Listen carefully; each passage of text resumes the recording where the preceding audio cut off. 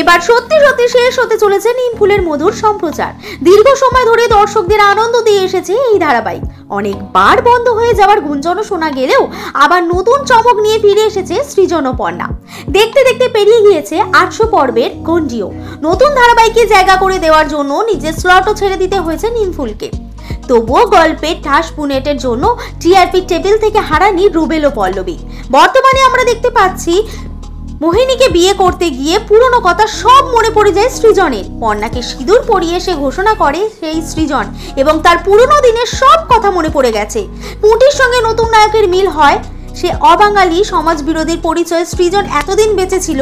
তার সাগরেদরা নিজেদের গ্রেপ্তারি এড়াতে তাদের সর্দার অর্থাৎ সৃজনকে ধরিয়ে দিতে চায়, কিন্তু পর্ণার বুদ্ধিতে আর নিজের আগের জীবনের সব কথা মনে পড়ে যাওয়ার কারণে আবার নিজের পরিবারের কাছে ফিরে যায় সৃজন। উপযুক্ত শাস্তি হয় এবার।